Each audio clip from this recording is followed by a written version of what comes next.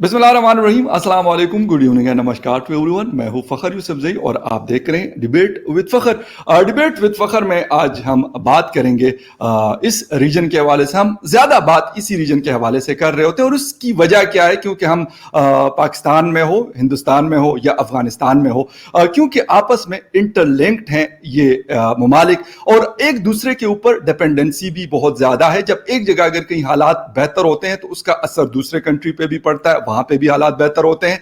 अगर कहीं एक जगह खराब होते हैं तो उसके जो असरात हैं वो हमें जरूर नजर आते हैं, बल्कि सिर्फ इन 3 कंट्रीज में नहीं, इसके अलावा जो दूसरे ममालिक हैं वहां पर भी हमें नजर आते हैं। आज फिर एक बड़े जबरदस्त किस्म के गेस्ट जो है मुझे ज्वाइन करने वाले हैं। उनसे आपको जो है उनको इंट्रोड्यूस करवाऊंगा आपके सामने। लेकिन उससे पहले जिन लोगों ने चैनल को मेरे सब्सक्राइब नहीं किया उनसे कहूंगा कि चैनल को सब्सक्राइब करना ना भूलिएगा। और इस रीजन से रिलेटेड जो भी चीजें हम कोशिश में अपनी तरफ से करता हूं, जो मेरे पास फ्रेश न्यूज होती है, लेटेस्ट अपडेट्स होती हैं, वो आप लोगों के साथ मैं शेयर करूं। मेरे ऑनरेबल गेस्ट ने मुझे आज पहली दफा ज्वाइन किया है, लेकिन बड़ा अच्छा लगा। ऐसा लग रहा है कि पहली दफा नहीं बल्कि शायद ज्वाइन करते रहते हैं और गपशप होती रहती है। आसिफ रमीज दाऊदी साहब मुझे ज्वाइन कर रहे हैं जद्दा सऊदी अरेबिया से।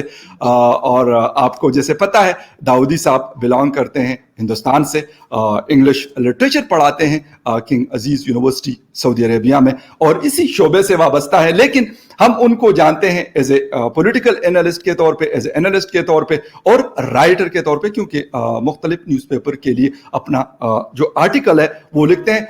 बहुत शुक्रिया सर शो ज्वाइन करने के लिए। बहुत बहुत शुक्रिया फ़खर साहब, आपने मुझे यहाँ बुलाया। Thanks for having me here. और वैसे तो हमारी मुलाकातें कई बार इंडियन टीवी चैनल के डिबेट्स पे हुई है, आज हम यहाँ पे मिल रहे हैं। बहुत शुक्रिया। Thank you very much once again for joining me. Sir, start करूंगा इस खित्ते की सिचुएशन। यकीनन आप मतलब पढ़ाते हैं यूनिवर्सिटी में, लेकिन आपकी बड़ी गहरी नज़र है दूसरी चीज़ों के ऊपर, जिसके ऊपर मुख्तलिफ जर्नलिस्ट भी नज़र रखते हैं, लेकिन आपका अपना एक बड़ा वैल्यूएबल किस्म का पॉइंट ऑफ व्यू है। हम देखते रहते हैं और सुनते रहते हैं। सर, सबसे पहले तो इस रीजन में अफगानिस्तान के हालात के ऊपर तो हम डिटेल में बात करेंगे, लेकिन हिंदुस्तान के ऊपर उनके असरात क्या हो सकते हैं या पाकिस्तान को क्या प्रॉब्लम्स आपको नजर आ रही कि इन फ्यूचर इन चीजों की वजह से जो खित्ते की सूरत हाल है उसकी वजह से हम लोग फेस कर सकते हैं या हिंदुस्तान फेस कर सकते हैं? फ़खर भाई, ये खित्ता एक ऐसा खित्ता है और हम सब चूँकि एक नेबरिंग कंट्री से बिलोंग करते हैं, तो जब भी किसी तरह की कोई परेशानियां आती हैं तो हमें यह ज़रूर इस पे नज़र रखनी चाहिए कि उससे हम उन लोगों को और अपने पड़ोसियों की परेशानियों को कैसे दूर कर सकें और ख़ुद अपनी परेशानियों की उनसे हिफाजत कैसे कर सकें। ये एक बहुत बड़ा कंसर्न होता है और हमारा जो कंसर्न होता है वो ख़ास तौर से मैं अपने तमाम डिबेट्स में भी कहता हूँ कि वो इंसानियत का बहुत बड़ा कंसर्न होता है। और मैं चूँकि हिंदुस्तान से हूँ तो दूसरा जो कंसर्न होता है वो हिंदुस्तानियत का। इन 2 कंसर्न्स को अगर आप देखें और उसके नज़रिए से इस खित्ते के तमाम डेवलपमेंट्स के ऊपर बात करेंगे तो इनके क्या असरात हो सकते हैं और क्या हो चुके हैं, ये एक बहुत बड़ा सवाल होता है। हमें देखें फ़खर साहब के we should live in reality. सच्चाई क्या है उसको समझने की ज़रूरत है। और बहुत सी चीज़ें, बहुत सी जगहों पे लोग अलग-अलग तरह की बातें करते हैं, लेकिन हम कोशिश करेंगे कि आज हमारी बातें बिल्कुल जो रियलिटी है उस पे हो। और उस पे मैं आपके सवाल को लेते हुए यही कहना चाहूँगा कि वहाँ जो डेवलपमेंट्स हुए हैं उसके असरात यकीनन हम तमाम नेबरिंग कंट्रीज़ पे होंगे, आगे भी होंगे और ज़्यादा हो सकते हैं और पास में तो होते ही रहें। अब देखें इसमें मसला क्या है कि वहाँ पे जो अफ़गानियों की एक कंसर्न है या हमारा जो एक कंसर्न है या हमारे मुल्क का या उन तमाम ममालिक का जो इंसानियत की फ़िक्र करते हैं, उनका जो कंसर्न है वो ये है कि उनका ये इंटरनल मैटर है। सही बात तो ये है, हमें कोई ऐसा वो नहीं है कि हमें उनके किसी इंटरनल मैटर्स में मुदाखलत करनी चाहिए, लेकिन हम पड़ोसी हैं। और मैं दोबारा कहता हूँ, कई चैनल्स पे भी कहा है कि जब आग आपके पड़ोस में लगे या धुआं उठे तो आपको ये खतरा रहता है कि कहीं न कहीं वो आपके घर तक पहुंचे। तो इस हवाले से भी और पड़ोसियों के हक को निभाने के हवाले से भी हमारा ये फर्ज बन जाता है, अखलाकी फर्ज हो या इंसानियत का फर्ज है कि हम उन चीजों पे नजरें रखें और पॉजिटिवली उस पे जो भी अपने सपोर्ट दे सके उस पे रहना चाहिए। अब राइट। वहां तो देखें जो डेवलपमेंट्स हुई है, 20 साल तक वहां पे तालिबान, 20 साल पहले वहां पे तालिबान की हुकूमत रही और 20 साल तक वहां पे अमेरिकन और नेटो की फौज वहां पे रही, ये तमाम लोग जानते हैं। लेकिन अचानक से जो ये सारे डेवलपमेंट्स हुए और अगस्त के महीने में जो वहां हुकूमतें बदल गई, तो पूरी दुनिया में एक तरह से हड़कंप मची और सारी दुनिया की नजर इस पे। अब वैसे में हिंदुस्तान और उसके जो नेबरिंग कंट्रीज है, चाहे पाकिस्तान हो, चाइना हो, इनकी नजरें, जो आप मीडिया रिपोर्ट्स भी देखेंगे तो जी। वो आपके पाकिस्तान और चाइना ये बहुत ज्यादा चर्चे में, ये आप भी जानते हैं। और उस वक्त तक लोगों का ये कहना था कि हिंदुस्तान जो है वो पूरी तरह से शायद आपका कनेक्शन चला गया था, पूरी तरह से आइसोलेशन में, जी। उस वक्त की मैं सिचुएशन कह रहा हूं। अब इनके असरात कैसे नहीं होंगे? आप 20 साल पुरानी अगर हिस्ट्री देखें और उस वक्त जो हालात हुए थे और हिंदुस्तान और पाकिस्तान के जो रिलेशंस अलग अलग वक्त में मुख्तलिफ शक्लें लेती रहती है, इससे कोई बात छुपी हुई है नहीं। और इस तरह की एक्टिविटीज जहां पे आप देखते हैं कि कोई टेररिज्म की बात होती हो या अफगानिस्तान के सॉइल को या लैंड को किसी भी ऐसी एक्टिविटीज के लिए यूज किया जा सकता हो, ऐसा अगर अंदेशा हो और लोगों की नजर हो, खास तौर से चाइना और आपके जो मीडिया रिपोर्ट्स कहती हैं, और ये कहीं ना कहीं ये बात बिल्कुल सच दिखती जा रही है कि पाकिस्तान का इसमें बहुत ज़्यादा इंटरेस्ट रहा है और पाकिस्तान ने इन तमाम एक्टिविटीज़ में एक शाना बशाना या साथ साथ जी। मिलके इसमें इंगेज रहे हैं। तो यहाँ पे हमारे ऊपर असरात बहुत ज़्यादा हो जाते हैं, ओके। नेशनल सिक्योरिटी का इशू बहुत ज़्यादा हो जाता है और पड़ोसियों का हक और इंसानियत वो एक दूसरे फराइज हो जाते हैं। तो राइट। आपके जो सवाल है इसमें यही है कि इसके असरात बहुत ज्यादा होंगे और बहुत खतरनाक हो सकते हैं, और उसमें सबसे जो ज्यादा जी। असर, जो बहुत ज्यादा मुतासिर कर सकता है नेगेटिव तरीके से, वो खुद पाकिस्तान है। और उसको ओके। ये समझने की जरूरत है, वो इसलिए कि आपको टेम्पररी वक्ती तौर पे कुछ चीजें अच्छी लग सकती हैं या आपको लग सकता है कि आपने कोई ऐसे फैसले लिए जिससे कि आपको खुशियां मिल रही हो, लेकिन आगे चलकर क्या ये आपके मुल्क के हक में या आपके जो वहां पे आपकी अवाम है उनके हक में ये बेहतर है? क्या आप अवाम जो अफगानिस्तान में उनके हक में बेहतर है? हम्म। आप सिर्फ अगर एक चीज देखें, अभी मैं एक इंटरव्यू देख रहा था और आपके पाकिस्तान के एक एनालिस्ट है यूएस बेस्ड, साजिद तरार साहब, जी। शायद आपने सुना होगा। जी। जी अब बिल्कुल। उन्होंने खुद ही उन्होंने भी एक बात कही कि अभी जो हालात चले हैं अमेरिका के अंदर, उसमें पाकिस्तान और तालिबान एक बंद गली में खड़े नजर आ रहे हैं और कंफ्यूजन है। तो ऐसी हम्म। सिचुएशन जो आ रही है, तो इसके असरात आप आगे भी देखेंगे। ये जो बंद गली में खड़े नजर आ रहे हैं, ये क्यों आ रहे हैं? आपको और आपके वहां जो पॉलिसी मेकर्स हैं, उनको ये समझने की जरूरत है कि कोई ऐसी चीज होनी चाहिए कि इसके कोई भी नेगेटिव असरात आम इंसान पे, आम पब्लिक पे नहीं आए। कुछ छोटे मोटे अपने वेस्टेड इंटरेस्ट को पूरा करने के लिए जो पूरी इंटायर कम्युनिटी है, चाहे अफगानियों जी। की, चाहे आपके मुल्क की या चाहे पड़ोसियों की, क्योंकि पड़ोसियों से ताल्लुकात अच्छे रखना ये बहुत बहुत ज्यादा बड़ी बात होती है और इसकी ओके। पहल होनी चाहिए और कुछ ऐसी चीजें की जानी चाहिए जिससे इन तमाम बुरे असरात को अभी रोक दिया जाए। बिल्कुल ठीक।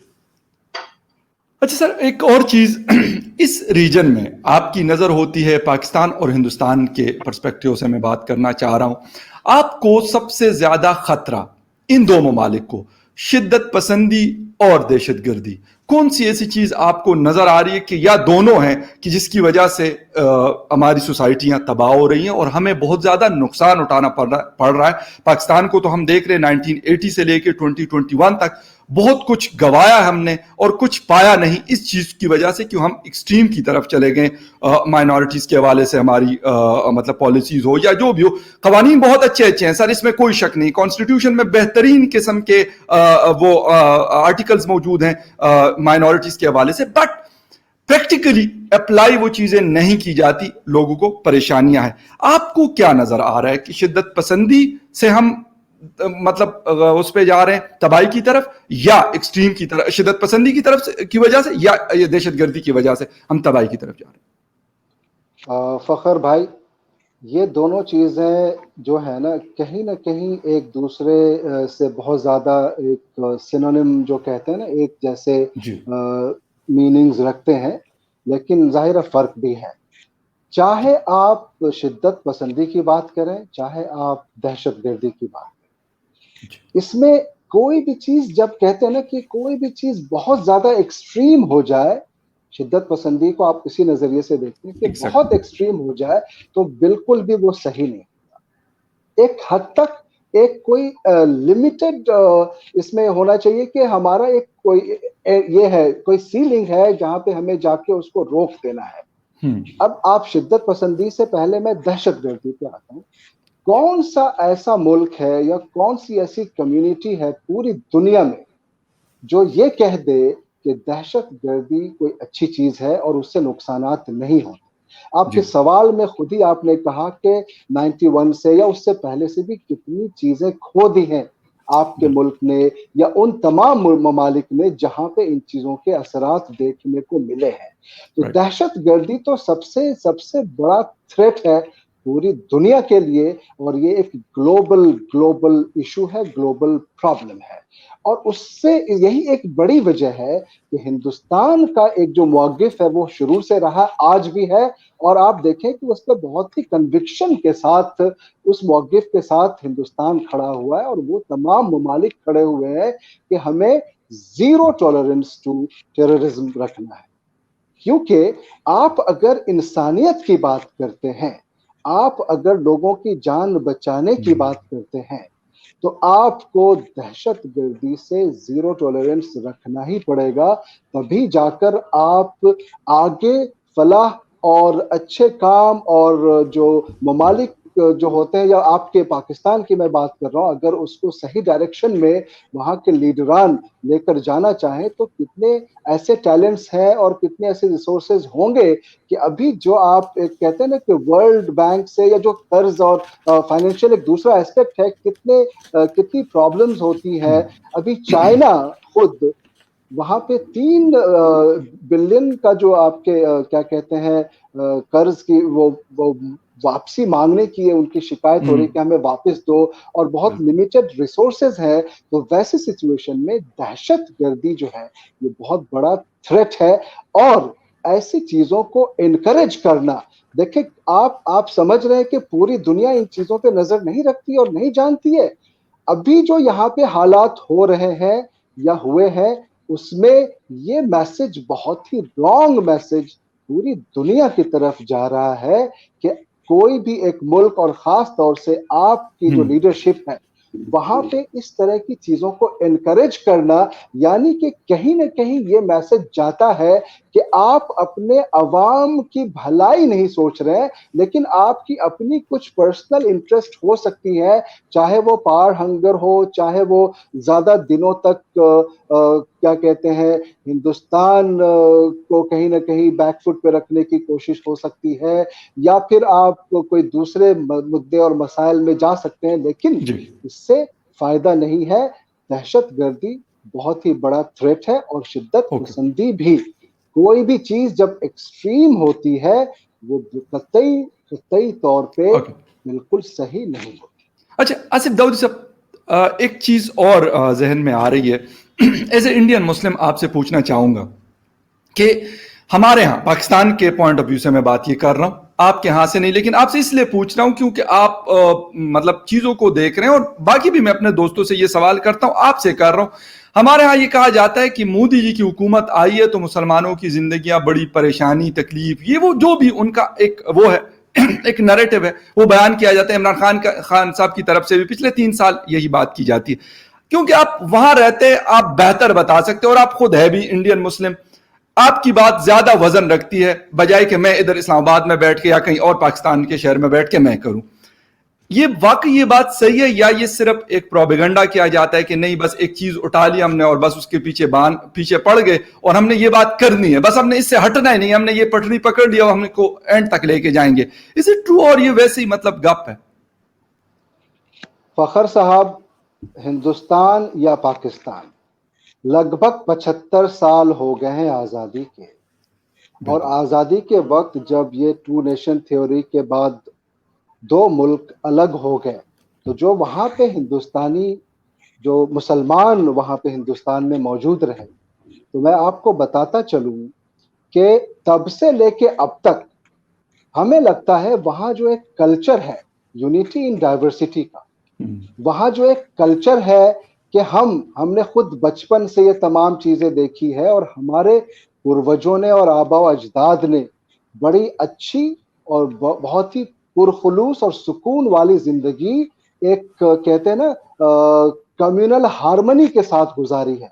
मैं बचपन से हिंदुओं और क्रिश्चियनों और दूसरे भाइयों के साथ रहता रहा हूँ, हमेशा उनकी मदद मिली है और हमने भी मदद की है, और हमने इस चीज को प्रमोट किया है कि किस तरह से हम यूनिटी इन डाइवर्सिटी में हिंदू मुस्लिम सिख ईसाई को एक साथ एक इसमें कहते हैं ना एक माले के अंदर अलग अलग फूल होते हैं, वो फूल की तरह है, ये चलता रहा। अब मैं आपके सवाल पे आऊंगा, उस पर भी थोड़ा वक्त दीजिएगा, वो मैं इसलिए बैकग्राउंड बता रहा हूँ।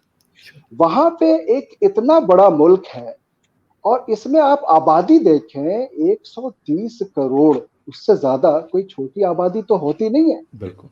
लेकिन हमने दुनिया देखी है, मैं 20-22 साल से तो इस खित्ते में रह रहा हूं, और मुझे पता है कि हिंदुस्तानी होना या एक किसी बड़े मुल्क का हिस्सा होना और वहां के शहरी होना, इसकी क्या अहमियत होती है।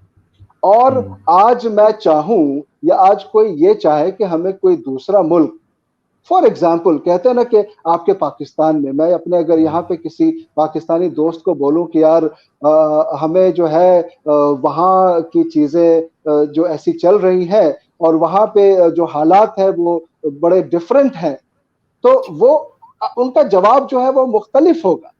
मैं अपने मुल्क के इसमें हवाले से ये कहना चाहूंगा कि हमारे मुल्क में ये हमेशा से एक यूनिटी रही है, और वक्त चीजें बदलती हैं, इतने बड़े मुल्क में हादसात भी हो सकते हैं और होते हैं, और इसीलिए तो कवानीन होते हैं, इसीलिए तो कॉन्स्टिट्यूशन होता है, इसलिए तो लॉज होती हैं। अब ये बताएं कि अगर हादसे होंगे और अगर कोई ऐसी चीज, कुछ लोग कहते हैं ना कि कुछ आइडियोलॉजी की वजह से या कुछ ऐसे मसाइल की वजह से तमाम चीजें होती हैं, तो मैं आपको यही कहना चाहूंगा कि इसको बहुत ज्यादा इंटरनेशनल लेवल पे इसको एक प्रोपेगेंडा करने की मुझे नहीं लगता कि कोई जरूरत है, क्योंकि ये इंटरनल मामला है। और हमेशा देखें रॉयट्स भी हुई है, आपसी क्या कहते हैं सुहाग बिगाड़ने की कोशिशें भी हुई है, लेकिन वहां के मुसलमान और वहां के जो हिंदू भाई हैं, ये कहीं ना कहीं एक जो वाइडर पर्सपेक्टिव में मैं बात कर रहा हूँ, वो एक दूसरे को मोहब्बत करते हैं और एक दूसरे के साथ रहना चाहते हैं। और हिंदू भाइयों को भी पता है कि किस तरह से मुसलमानों का कंट्रीब्यूशन रहा है, और हम मुसलमान भाइयों को भी पता है कि हमने किस तरह से वहां पे अपनी जिंदगी गुजारी है।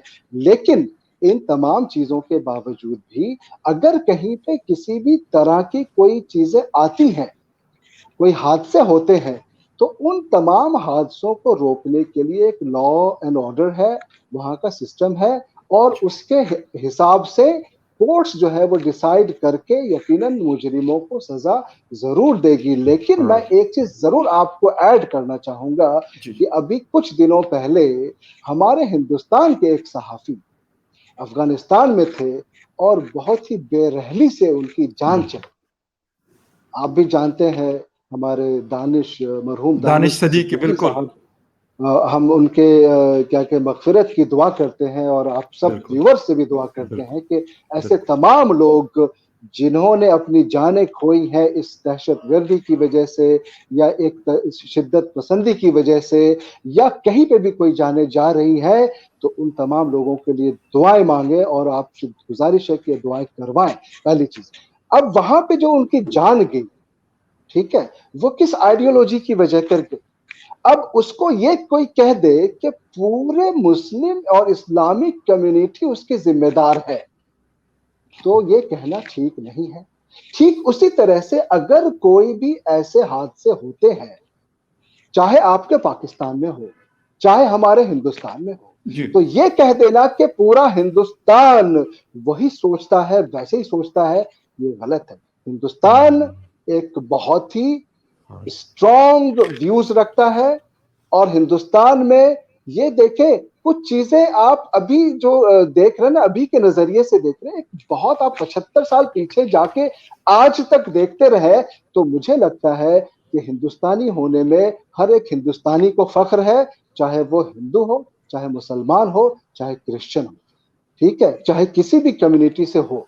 और जब हम इंटरनेशनल कम्युनिटी में रहते हैं तब हमें और अंदाजा लगता है। हम अपने व्यूअर्स को बताना चाहेंगे, चाहे वो हिंदुस्तान में हो या पाकिस्तान में, और खास तौर से हिंदुस्तानी व्यूअर्स को बताना जी जी चाहेंगे कि आप जब हिंदुस्तान में होते हैं तो आपको ये लगता है कि अरे ये यहाँ पे ये मसाइल चल रहे, वो मसाइल चल रहे, आप एक बार बाहर आए और आप देखें कि दूसरे क्या मसाइल हैं, और तब आपको अपने मुल्क की जब याद आएगी और जब तब आपको जब ये लगेगा कि वो तमाम मसाइल जो है, यकीनन मसले हो सकते हैं बिल्कुल और उसको कोई क्या कहते हैं कि जो इनडिफेंसिबल चीजें होती हैं उसको डिफेंड कोई कर नहीं सकता अगर है तो।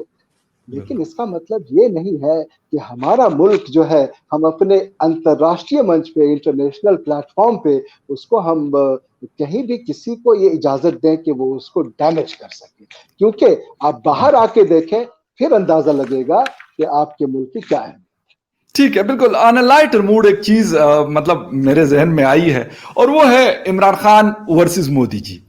दोनों प्राइम मिनिस्टर हैं। मैं मुल्कों का कंपैरिजन और उस चीज में नहीं पढ़ रहा कि बड़ा मुल्क छोटा मुल्क इकोनॉमी, इसमें उसमें बहस करने की जरूरत नहीं है, वो है बिल्कुल इसमें हिंदुस्तान की इकोनॉमी सारी चीजें एक बड़ा मुल्क है, बड़ी है, पॉपुलेशन बड़ी है, 130 करोड़ हमारी 22 करोड़, सारी चीजें।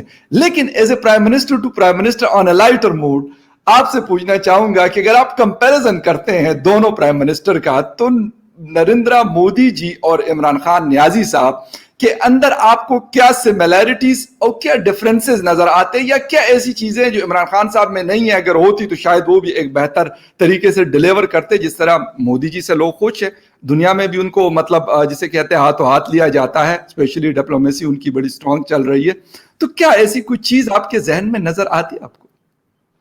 फखर साहब, सवाल आपका बहुत ही उम्दा है और कहीं ना कहीं इस सवाल का जवाब मैं इस तरह से देना चाहूँगा जी कि देखें, आपके जो पाकिस्तान के प्राइम मिनिस्टर हैं या हमारे हिंदुस्तान के प्राइम मिनिस्टर हैं, मैं जी इन तमाम ओहदों की और इन तमाम पोजीशंस की बड़ी रिस्पेक्ट करता हूँ।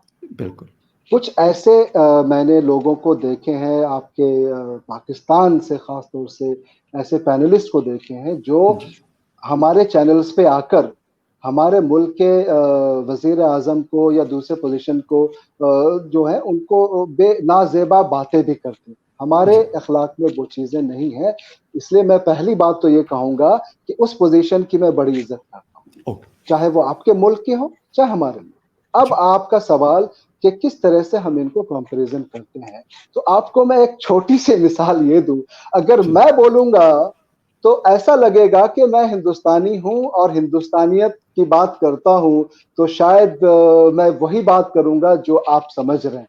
यकीनन मैं वही बात करूंगा जो आप समझ रहे हैं, लेकिन आप तमाम मीडिया रिपोर्ट्स देखें, दूसरे और तीसरे कंट्रीज और दुनिया के व्यूज लें, और आपने अभी खुद अपने इंट्रोडक्शन में भी कहा, उसको देखें, फिर आपको अंदाजा लगेगा। अब मैं आपकी बात पे आता हूं। अभी रिसेंटली जो यूनाइटेड नेशंस में जो डेवलपमेंट्स हुई थी उसको मैं एग्जाम्पल के तौर पे कोट करूं, ठीक है। आप देखें कि वहां पे जो मीटिंग्स हुई थी या जिस तरह से हमारे हिंदुस्तानियत और हमारी जो लीडरशिप है उसको जो वहां पे इज्जत मिली एक इंटरनेशनल प्लेटफॉर्म पे, जो 193 कंट्रीज वहां पे रिप्रेजेंट करती हैं, वहां पे जो एक मौका मिला था आपके प्रधानमंत्री को अपनी बातों को रखने का, और आपके मीडिया हाउसेस में कई ऐसे रिपोर्ट्स मैंने देखे जो बुरी तरह से उनकी उस स्पीच को क्रिटिसाइज किया गया। क्या कि आपको एक मौका है कि आप अपने मुल्क को, आप अपने लोगों की फलाह बहबूदी की बात करके उस प्लेटफॉर्म पे एक स्टेट्समैन की तरह अपनी बात कन्विक्शन के साथ रख के अपने मसाइल हल करवा सकते थे, लोगों का ध्यान उधर अट्रैक्ट कर सकते थे, और बहुत अच्छी तरह से आप उसको क्या कहते हैं रिप्रेजेंट कर सकते थे। लेकिन आपने बातें क्या की? आपने बातें वो करी जो कहीं ना कहीं उस प्लेटफॉर्म पे करने की कोई जरूरत नहीं थी। हमारे मुल्क में तो हमारे एक फर्स्ट सेक्रेटरी के लेवल के लोग वो बात करके उसका जवाब देके खत्म कर देते हैं। ठीक है, मैं स्नेहा दुबे की बात कर रहा हूँ, उस लेवल की बिल्कुल उनकी तो मैं ये रिपोर्ट्स कह रही हूँ। अब आप हमारे मुल्क के रिप्रेजेंटेशन को देखें, वहां पे क्या बातें हुई। जो एक मेरा ख्याल है कि बहुत कम देर की जो स्पीच थी, 20-22 मिनट की हमारे प्रधानमंत्री की, आपको मैं बताता चलूं कि आप या कोई भी किसी को आप you can hate someone, you can love someone, लेकिन जो मैंने आप शुरुआत करी थी कि live in the world of reality. Reality ये है कि हमारे प्रधानमंत्री की जो ओरेटरी स्किल्स हैं, हमारे प्रधानमंत्री और हमारे हिंदुस्तान की जो डिप्लोमेसी है, या हमारे यहाँ की जो एक तरह की फॉरेन पॉलिसीज हैं, वो ऐसी है जो आपको उन स्पीच में, उन यूएनजीए के एड्रेस में देखने को मिली होगी, और किस तरह से उस पर बातें रखी गई। और ये बात मैं एक हिंदुस्तानी होने के नाते तो कह ही रहा हूं, आप कहीं से भी कंफर्म करवा लीजिए। तो ये जो एक मिसाल थी सबसे पहले, वो उसको मैं कहना चाहूंगा आपके सवाल पे कि ये एक ऐसा मौका था इंटरनेशनल प्लेटफॉर्म पे कि आप अपने आप को साबित कर सकते थे, वो आपने गवा दिया। और ये सिर्फ मैं नहीं कह रहा हूँ, सारी दुनिया कह रही। और उसी तरह से हमारी लीडरशिप ने वहां पे एक क्या कहते हैं अपना एक मकाम और ऊंचा किया। उसके अलावा भी बहुत सारी चीजें, चाहे क्वाड की बात करें, चाहे आप दूसरे बायलैटरल मीटिंग्स की करें, तो डिप्लोमेसी के एतबार से आज ही तो मैंने, आप जो साजिद तरार साहब को कोट कर रहा था, तो वो खुद भी ये कह रहे थे कि कंप्लीट कंफ्यूजन है। या तो वो कह रहे हैं कि या तो हमारे पास कोई स्ट्रॉन्ग फॉरेन पॉलिसी नहीं है, या हमारे पास विल पावर नहीं है उस चीज को करने की। लेकिन हिंदुस्तान की आप देखें, वो कहीं ना कहीं हमारी लीडरशिप ही तो है ना। चाहे हमारे फॉरेन मिनिस्ट्री की बात करें, चाहे हमारे पीएमओ की बात करें, वही है ना कि आज वो तमाम लोग जो ये कहते आ रहे थे कि हिंदुस्तान आइसोलेशन में है, हिंदुस्तान को अफगानिस्तान से निकाल दिया गया है, जो लोग कह सकते हैं, लेकिन अफगानियों के दिल से कभी नहीं निकाला जा सकता, क्योंकि हमने जितनी वहां पे फलाह का काम किया है वो सारी दुनिया जानती है। तो जो लोग ये कहते थे कि हिंदुस्तान आइसोलेशन में है, आज देखें कि हिंदुस्तान कहां पे है। और आज देखें कि आपके प्रधानमंत्री, आपके प्राइम मिनिस्टर की पॉलिसीज को लेकर और फॉरेन पॉलिसीज की फेलियर को देखते हुए आपके मुल्क की स्टैंड और पोजीशन पूरी दुनिया में क्या है। कि आपके लोग ही कहते हैं कि हमें वर्ल्ड रिकॉग्निशन नहीं मिल रहा है। खुद चाइना कहीं ना कहीं एक किनारा कश करती हुई नजर आ रही है। तो मेरा यह कहना है कि आपके प्रधानमंत्री को भी ये सोचना चाहिए कि किस तरह से वहां के लोग क्या चाहते हैं, उनकी क्या चीज की जाए कि आपके व्यूअर्स ये समझ रहे होंगे कि उनका फायदा हो, उस मुल्क का फायदा हो। बिल्कुल सही, बिल्कुल सही। अच्छा, इसके अलावा एक आखिरी सवाल आपसे। अभी बिल्कुल रिसेंटली, गालिबन 2 दिन पहले, हिंदुस्तान ने यूके सिटीजन्स को क्वारंटाइन और इस तरह की चीज़ों के ऊपर एक मतलब नई एडवाइजरी उन्होंने जारी की, और वो शायद इसी वजह से की थी कि उन्होंने कहा कि हम जिन लोगों को इंडियन वैक्सीन लगी हुई है उसको हम अप्रूव नहीं करते। अगर वो वीज़ा मतलब लेके आना चाहे यूनाइटेड किंगडम में, तो हम उसको एक्सेप्ट नहीं करेंगे। इसके रिएक्शन में हिंदुस्तान ने इस तरह का कदम लिया। और मैं आपको आसिफ साहब बता दूं, मेरे समेत बहुत सारे लोगों ने हिंदुस्तान की इस बात को अप्रिशिएट किया। और वो इस वजह से किया क्योंकि हमें मतलब और तरीके से लिया जाता है कि यार ये बड़े थर्ड वर्ल्ड कंट्री है और बड़े छोटे ममालिक है, मतलब इस तरीके से, या जो भी उनका वो है, उनका अपना, हमें भी रेड लिस्ट में डाला हुआ था, अभी हम निकले 10-15 दिन पहले।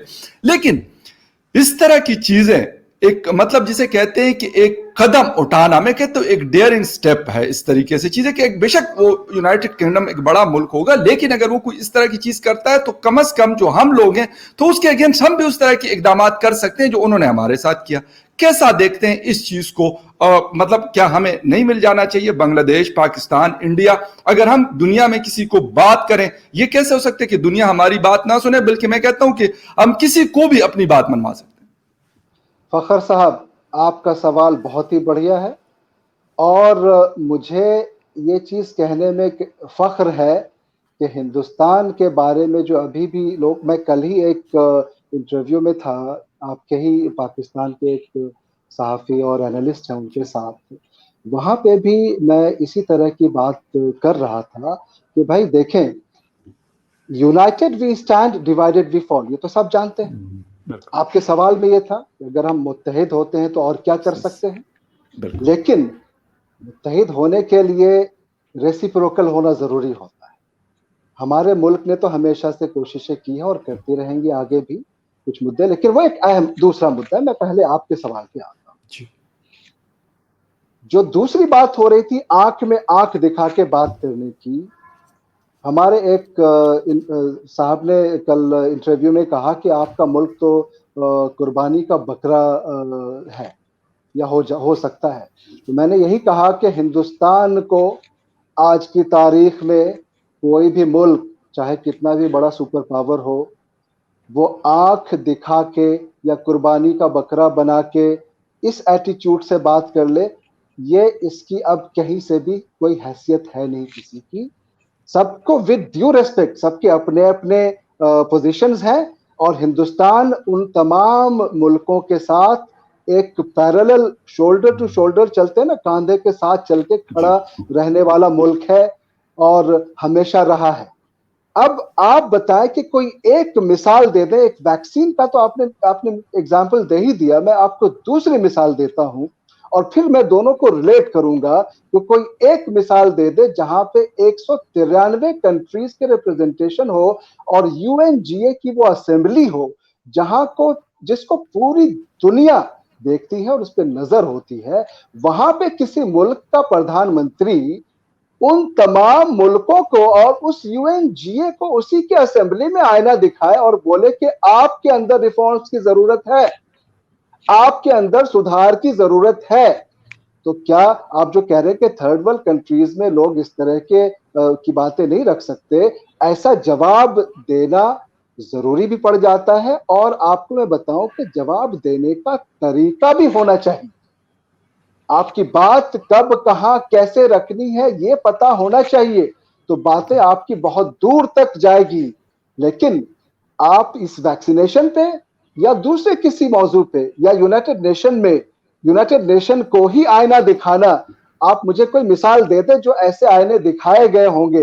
हिंदुस्तान तो वहां पे खड़ा है कि यूनाइटेड नेशन में 193 कंट्रीज को अपनी बात इस तरह से रख के आईना दिखा सकते हैं कि उसको लोग अप्रिशिएट भी करेंगे। और ये वैक्सीन पे अगर आप कह रहे हैं ना, तो ये बहुत ही सही तरीका है और हमें एक सेल्फ रिलायंट, एक सेल्फ डिपेंडेंसी जो होनी था हमारे, तो ये है कि हम खुद मुख्तारी बहुत अहम चीज है और यही हमारे लीडरशिप्स को सोचना चाहिए। और आपके यहाँ भी देखें, बहुत अच्छे जो एक आम पाकिस्तानी है ना, ये जो आम पब्लिक है, वो कहीं ना कहीं इन तमाम चीजों को नहीं पसंद करते हैं कि उनके फ्यूचर के साथ खिलवाड़ हो या उनके बच्चों का मुस्तकबिल खराब हो, या आपके व्यूअर्स भी इसको समझते हैं। और हमेशा से जो लीडरशिप्स आती रही है वो आपके खास तौर से आपके पाकिस्तान में 1945 से लेकर अब तक की बात करें, कभी डेमोक्रेसी का कत्ल हो जाना, कभी आप वेस्टेड इंटरेस्ट के वजह से लोगों के फ्यूचर को ध्यान में नहीं रखना। तो अगर ये सही दिशा, सही डायरेक्शन में चला गया, तो आप यकीन माने कि आपका मुल्क भी फल फूल सकता है और फलेगा फूलेगा, और उससे जो पड़ोस के मुल्क है वो भी फल फूल सकते हैं। लेकिन उसके लिए आपको पॉलिसी सही बनानी होंगी और कुछ चीजों पे आपको सही से फिक्र करनी होगी, ना कि अभी जिस तरह से आप किसी दूसरे कंट्री के पॉलिसीज को, उसके एजेंडे को फुलफिल करने के लिए अपने एजेंडे को भूलकर वहां के लोगों की फलाह बहबूद को नहीं सोचे। पहला आपका बिल्कुल फर्ज है कि आप अपने मुल्क के लोगों को सोचें और उसके बाद आप पहले अपने घर को वो करते हैं, फिर पड़ोस में जाते एग्जैक्टली हैं, फिर दुनिया में जाते हैं। आप बिल्कुल तो यहाँ पे किसी का अपना इंटरेस्ट है, वो बिजनेस करना चाह रहा है, वो आपको यूज करके थ्रो कर सकता है। ऑल वेदर फ्रेंड कहते हैं, पता नहीं वो ऑल वेदर फ्रेंड हो या ना हो, ये तमाम बातें आगे पता चलेगी, लेकिन समझदारी इसी में है कि वक्त रहते इन तमाम चीजों पे सही फैसले ले, ताकि बिल्कुल आपके यहाँ भी चीजें आसान हो और हम भी उससे पड़ोस में खुश रहें। बिल्कुल बिल्कुल आसिफ साहब, बिल्कुल आपने सही मेरे दिल की बात की कि हम अगर अपने घर पे तवज्जो दें और उसको हम स्ट्रीमलाइन कर दें, हाउस इन ऑर्डर कर दें, तो मेरे ख्याल में उससे चीज़ें बहुत बेहतर हो सकती है। और फिर उसके बाद जाके फिर आपके पड़ोस के ममालिक आपको सुनते हैं और आपको मतलब अहमियत देते हैं। और उसके बाद जब आप बाकी दुनिया के ममालिक के पास जाते हैं और उनके सामने अपनी बात रखते हैं, तो वो बड़ी सॉलिड होती है और उसको यकीन भी किया जाता है, उसको सुना भी जाता है और उस पर किसी हद तक मैं कहता हूं फिर अमल दरामद भी होता है। हमारी बदकिस्मती है कि हम ये कर रहे हैं कि अपने घर को हमने सीधा करना नहीं है, लेकिन दूसरे के घर में जाके कहने कि भाई इधर तो ये जो सोफा पड़ा हुआ ये सही नहीं पड़ा हुआ, उधर जो वो फला चीज है वो ठीक नहीं पड़ी हुई। अगर हम इनमें से निकल के और अपने घर के ऊपर फोकस कर लें, तो मेरे ख्याल में आसिफ साहब ने जो एंड पे बात की बिल्कुल सही है। दुनिया हमें इज्जत भी देगी, दुनिया हमारी बात भी सुनेगी और उसके साथ साथ इस रीजन के अंदर जो ममालिक है, 3 बड़े ममालिक हिंदुस्तान, पाकिस्तान और बांग्लादेश, मेरे ख्याल में वो बड़ा इन्फ्लुएंस कर सकते हैं। जी टाइम हमारे पास कम है, आसिफ साहब आप कोई बात करना चाह रहे हैं? बिल्कुल, 1 मिनट में मैं अपनी बात खत्म करूंगा। आपने श्योर। बिल्कुल सही बात करी है कि दुनिया हमें अप्रिशिएट भी करेगी अगर हम अपने इंटरनल मसाइल को और बेहतर करें। आपको एक मिसाल मैं 1 मिनट में सिर्फ ये देना चाहूंगा जी कि आज सऊदी अरब, मैं सऊदी अरब में हूँ, एक इस्लामिक कंट्री है, इस्लाम का यहाँ से और आई मीन इसकी शुरुआत हुई और बिल्कुल सारी दुनिया इसको जानती है। यहाँ के विजन को देखिए, यहाँ की लीडरशिप को देखिए और यहाँ पे जो 2030 का विजन है, यहाँ पे जो औरतों की हुकूक की बातें हो रही है, यहाँ पे जो रिफॉर्म्स हो रहे हैं, यहाँ यस की जो चीजें आप आके देखेंगे तो आपका अंदाजा लगेगा किस तरह से चीजें यहाँ एक मिसाली कंट्री बनी हुई है। और 2030 के बाद तो आप देखेंगे कि ये एक अलग ही शक्ल अख्तियार कर लेगी।